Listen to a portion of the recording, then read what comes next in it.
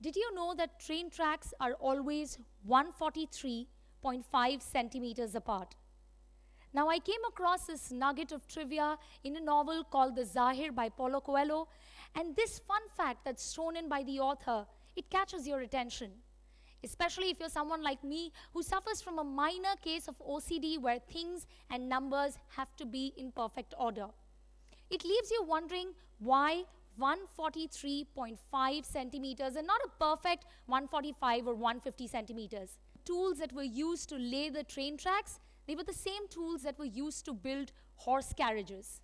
Let's rewind a little and ask, why the distance between the wheels on horse carriages? Why 143.5 centimeters?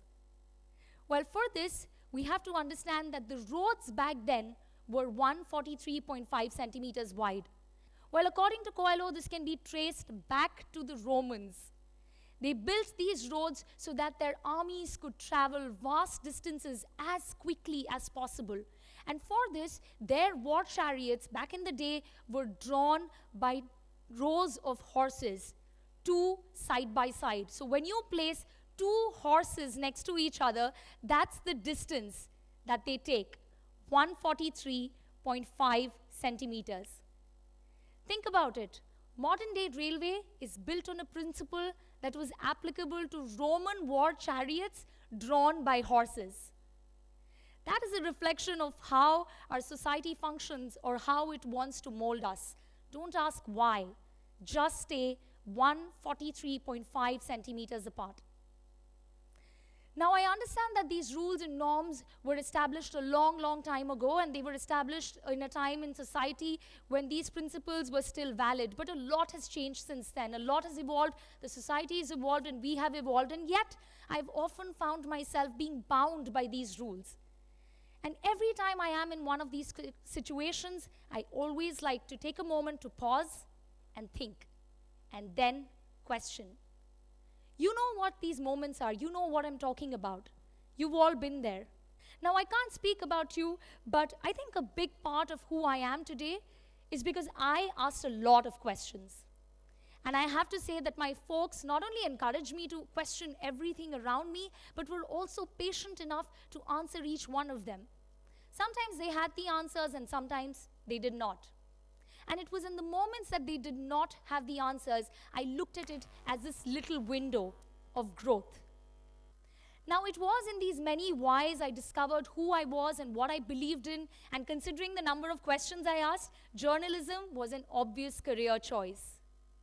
Keep in mind that not all these questions will be encouraged. Some will be frowned upon, some even ridiculed. But have the audacity to ask them anyway and have the courage to follow through while being true to yourself.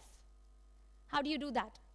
How do you be true to yourself? I know you've heard this multiple times, be true to yourself, but how can you do that if you don't know who you are or what you believe in? For this, I believe all of us, every now and then, should do a little crash course. This crash course is on yourself. It's not that hard. It starts with a simple question, what do I want? Because what you want defines you. It makes you who you are. It makes you unique, pretty much like the guy sitting right next to you right now. It's ironical, but it's true. Start with the basics. What do I want? Do I want money? Do I crave for fame? Or is it something much simpler and yet complex at the same time? I just want to be happy. I also feel that it's important to not romanticize the idea of always choosing the off-beaten path, because we tend to do that.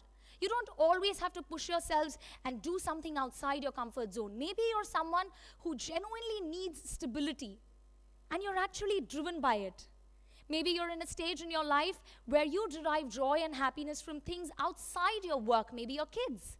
Because remember, what you want out of life at the age of 25 is not what life wants out of you at 35. Maybe you're the guy who just simply wants to be home, binge watching a series on Netflix, eating the same dinner every day, and that's okay. Just identify that and be that person. Be real, be true, and own it. That's the biggest favor you can do for yourself and for people around you, especially if you're a millennial like me, living in the age of social media amongst these multiple image filters. I remember the time that I identified what I wanted, and that moment has stayed with me, and I hold on to that moment even today. And that's the next step. What do you do with that? You know what you want, and what do you do with that? That's the time that you need to identify who you truly are, and you hold on to that emotion, you hold on to that moment.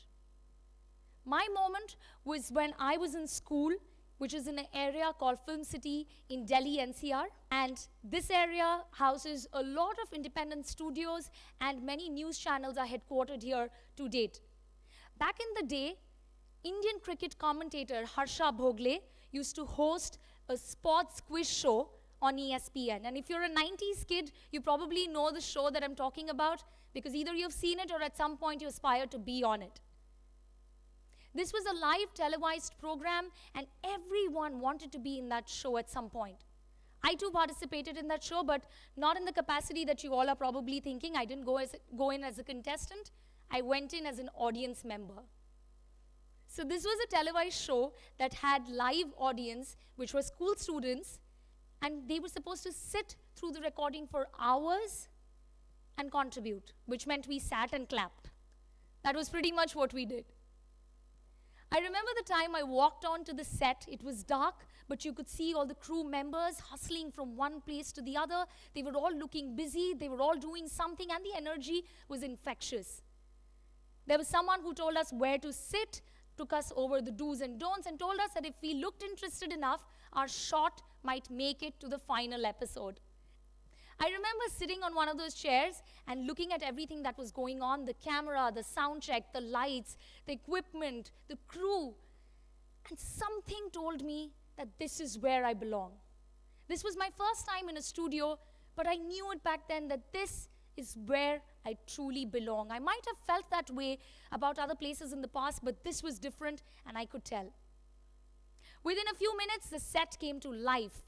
Music cued, lights on, the director gave the instructions, and Harsha Bhogle walked in, and man, he owned it. Over the next couple of hours, these contestants, sheer geniuses, knew all the answers, and the winning team, the team that won that episode, believe me, were the true heroes that day. Everyone sitting in the audience wanted to be them. Everyone sitting in the audience wanted to know what it takes to become a contestant and win one of these shows. And when everyone around me imagined themselves to be a contestant, here I was imagining myself being Harsha Bhogle. I remember coming back home and writing a bunch of questions on a piece of paper, and for the next couple of weeks, I played the quiz master and my friends were the contestants. I had made up team names, I had fake buzzers, I had rules, and I think I even had a show tune. That was the moment I identified my what, and I hold on to it to date. Within a few weeks, very organically, I didn't realize this, but I started consuming a lot of content and observing these show anchors and television journalists. I remember holding on to a roller brush, standing in front of the mirror for hours, talking to my imaginary viewers, narrating my made-up stories. In this moment, what I didn't realize I was doing was that I was stitching a visual of who I wanted to be. Now, by now you know that I might have some unchecked issues. I was talking to imaginary viewers. Or you can call me a dreamer. But for me, the power of visual has always worked. Every time I've wanted to do something, or I've wanted to be somewhere, or I've wanted to achieve something, I've always imagined myself on the finish line. As a kid, my finish line was being in a studio in front of the camera, interviewing people and telling their stories, and that is exactly what I do for a living today. Back in 2012, I started my career with a business news channel called CNBC TV 18. I started off by producing India's longest running show on startups and entrepreneurs. The show has been on air for 17 years now. It's called Young Turks. And along the way, I also realized that I am extremely passionate about technology. So I started my own technology series on the channel that I anchor and produce. And I've had the good fortune in my career to meet and interact with young professionals and entrepreneurs from different walks of life. And the more I spoke to them, I realized that entrepreneurs too follow the same principles. They too stitch a visual in their head and then dedicate their lives chasing it down and turning it into reality. That is exactly what the duo of Vivek Prabhakar and Shubhra Chadda did back in 2010. They wanted to create a quirky brand, something that truly represents India in the purest and rawest of form while still being fun. They set up a Desi magnet brand called Chumbak. Of course, today this brand has become mainstream and it's moved beyond just being a magnet brand. But the initial days were not a walk in the park. When the duo decided to conceptualize the brand, they realized to build a strong consumer brand, you needed strong volumes and strong sales. Strong sales meant selling a lot of products, and selling a lot of products meant investing a lot of capital. So at this point, the duo did what any sensible person would do. They sold their house. This fetched them the initial capital to start up, and they invested that entire sum into buying the stock. I remember talking to Vivek, and he told me the day the stock was delivered in their little apartment, he wondered if they did the right thing. Think about this. They don't have a house anymore. They are sitting on top of all this stock that looks awesome, but they don't have a single buyer on board. At that point, his wife Shubhra told him that what's the worst that could happen? If they are not able to sell these products, or if things don't go well, they'll just give it out to friends and family at cost and recover their investment over the next 15 years. Mad passion, right? What was this mad passion driven by? According to me, it was a simple visual.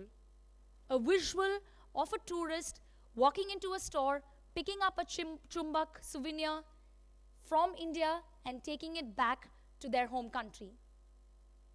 They too started with the why, moved on to identify their what, imagined themselves on the finish line and chased that dream with this mad passion.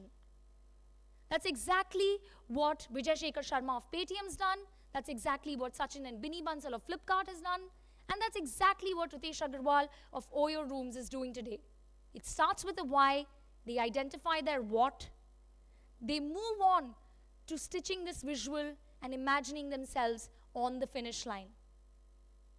But let me not just paint a rosy picture here and leave you there, because there is life beyond that, right? Life beyond what?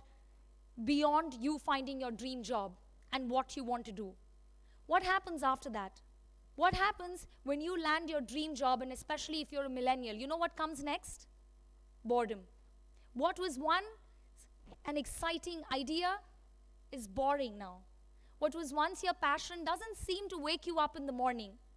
You might be at the peak of your career, but you see that one Instagram post of a friend who scored a project in Paris and is uploading all these amazing pictures, and that's it. Your motivation hits rock bottom. Suddenly, every little negative thing that's going on in your life gets highlighted, and you're consumed by it. What do you do then? How do you deal with it? And for this, I want to leave you with this one theory, a very interesting theory that I heard from an entrepreneur who incidentally was one of the first persons I interviewed in my career, the founder of Make My Trip, Deep Kalra. They quoted a theory called the D-Day, where D stood for depression. You see, Make My Trip started back in 2000 and raised funds very early on. But the euphoria of starting up and raising funds did not last too long, because within a year, the company found itself in a dot-com bust. The second tranche of investment did not come through because the fund itself shut down. And of course, in 2001, after the 9/11 attacks, there was absolutely no appetite for a B2C company in the travel space to exist. And suddenly, he's left with two options. Option one, to wind down and go back to his corporate life, to forget about this visual. Or option two, hold on to it, put your head down, and somehow make it happen. We all know how that story ended. But here's how they made it work. The team early on coded this theory called D-Day, which was one day in a month dedicated to talk depression. One day in a month dedicated to talk all things negative. The team got together and poured their hearts out. But the rest of the month was committed to doing real work. Imagine applying that principle in your life. Imagine you found what you want to do, or you think this is what you want to do, and then you get consumed by all this negativity. and you think you've lost your mojo. Dedicate one day to talk depression, but rest of the days, put your head down, hold on to that visual, and keep at it. I also realize that the world is changing at a fast pace, and we can't keep up with it as fast as it's changing. It is competitive, but don't get overwhelmed by this massive plan that you've laid out for yourself called life. Take it each day at a time. Sometimes I like to start my day with a simple, positive thought, something that I'm thankful for, something that I'm grateful for. And I like to end my day with one thing that I could have done better, with one thing that I could have changed about that day. I'm sure when my head hits the pillow tonight, I'm going to think what I could have done better in these 17 minutes while talking to you. But when I wake up tomorrow, I'm not going to be that hard on myself. I am going to be thankful for getting this opportunity and speaking to you all, with a simple hope that when you find yourself standing at that cross section, when you find yourself making that life decision, I hope you don't stay 143.5 centimeters apart. I hope you find the courage to put your hand up and ask why. That eventually leads you to identify your what, and I hope that you too are able to stitch that visual in your head and hold on to it. I hope when you're at that cross section, you put your hand up and you ask that question. And here's hoping that you find your answers. Thank you.